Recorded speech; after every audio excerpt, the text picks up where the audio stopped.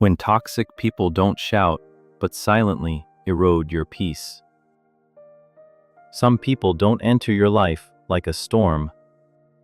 They come in like smoke, not to destroy you outright, but to quietly take away your peace, piece by piece. They may not scream or insult, but they stare in a way that makes you shrink.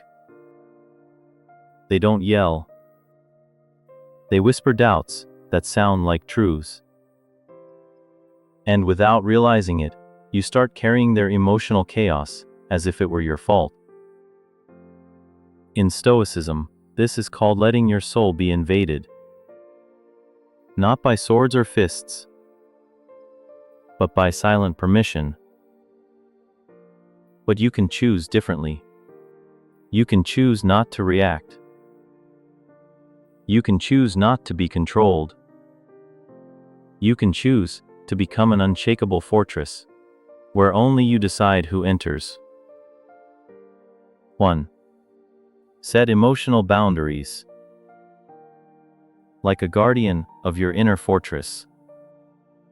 Seneca once said, "Associate with those who will make a better man of you, and accept those whom you can make better. The rest. Keep your distance." Toxic people rarely show up with drama. They come with subtle guilt. They make you feel wrong for being yourself. They twist your loyalty into a weapon. But Stoicism teaches us this truth. Your soul is not a dumping ground for other people's emotions. Saying no is not cruelty. It's self-respect in action. Saying no is not rejection. It is a boundary drawn with clarity. Marcus Aurelius set boundaries firmly, but without hostility. You don't have to be angry. You just have to be clear. And if someone walks away because of your boundaries, that's not a loss. That's purification. 2. Don't react, they want your fire. Give them stillness instead. What does a toxic person crave most? Your reaction. Because reaction equals power. They'll poke, prod, and provoke, just to see you unravel. But the Stoic, he doesn't flinch. He who insults you has no real power unless you hand it to him. Epictetus. Pause. Breathe. Not to ignore, but to preserve your power. Instant reaction is animal instinct. Stillness, that's strength. You don't need to win the argument. You just need to win over yourself. 3. Practice selective indifference. Not everyone deserves your energy. Stoicism doesn't teach coldness. It teaches freedom from what doesn't matter. Praise and criticism are both external. They only have power if you let them in. Marcus Aurelius said, "If they blame or hate you, return to your own soul and look to your reason." The moment you stop needing validation, toxic people lose their grip. You become a rock in the crashing sea, unshaken, unmoved. When you stop caring what unstable people think, you become untouchable. 4. Choose distance. Stepping back is wisdom, not weakness. Not every door should remain open. Some people don't deserve a second entrance.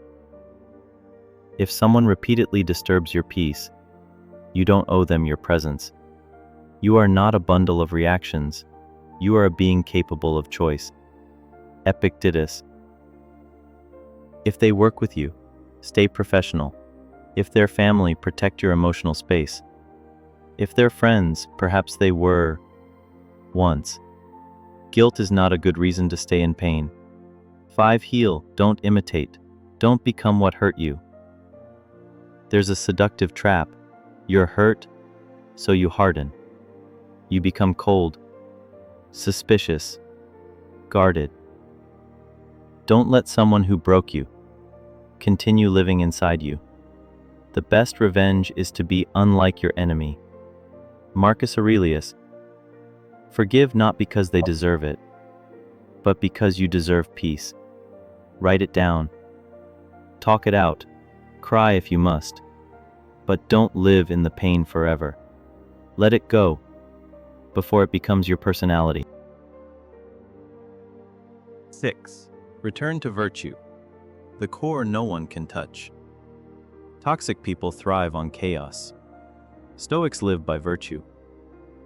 When you commit to reason, integrity, kindness, and discipline, outside noise fades. They can laugh, they can insult, they can leave. You remain. Rooted, steady, clear. Don't live to please the crowd. Live to please your conscience. Seneca. The more you live in virtue, the harder it is for manipulation to find a way in. 7. Be the light. Don't reflect their darkness. You can take the easy road. Rage, revenge, resentment. But Stoicism offers a harder, nobler path. Be the light in the storm. Not to change them, but to keep your soul clean. They don't need another toxic echo. The world already has too many. You don't argue. You don't retaliate. You simply rise. And in that calm, you become more powerful than they ever expected. You can't control the storm, but you can be the calm within it.